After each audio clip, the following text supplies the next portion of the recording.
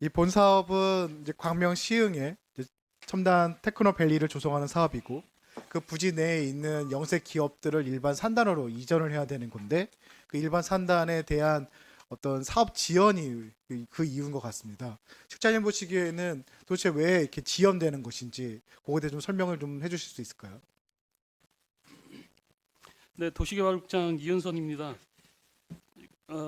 임창희 의원님께서 말씀하신 그 일반 산업단지의 그 지연 사유, 그러니까 일반 산업단지 같은 경우에는 그, 그 단지 조성을 해서 올해 12월 정도까지 그 1차로다가 그 입주시키려고 이렇게 하고 있는데 일반 산업단지보다도 광명 시흥 공공주택지구에 있는 그 보상이 지금 거기 그러니까 광명 시흥 공공주택지구가 있고 그 밑에 일반 산단이 있고 유통 산단도 있고 이렇게 있는데요.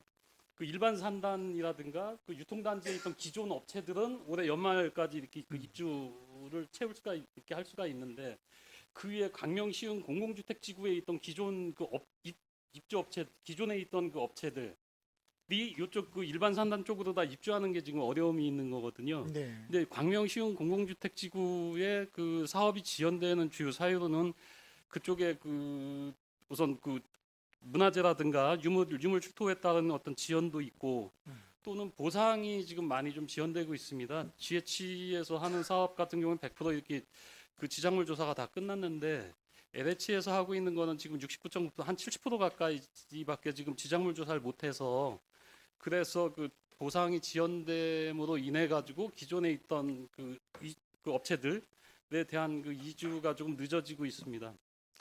근데 하지만 그 문화재 어떤 지장 조사라든지 그런 예. 것은 보상과 사실 분리되어 있는 절차 아닌가요?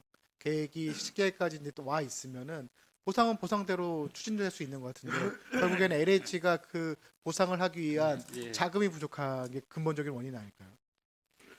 자금 지금 저희가 직접적으로 이렇게 확인한 건 자금이 부족해서라기보다는 그 보상이 그러니까 그 지작물 조사 지작물 조사가 지연됨으로 인해 가지고 이렇게 그 이주도 지연되는 게 가장 큰 요인으로다가 저희가 확인하고 있습니다.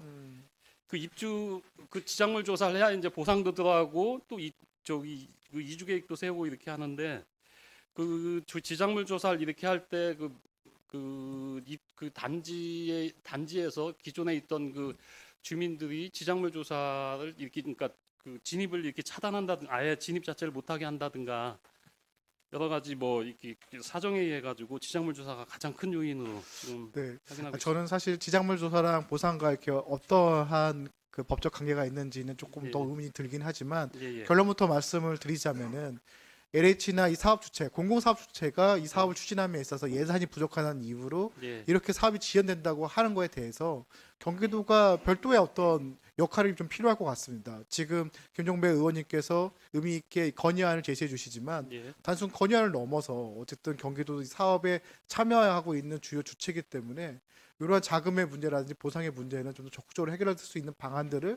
좀 만드셔야 되지 않을까 생각이 듭니다.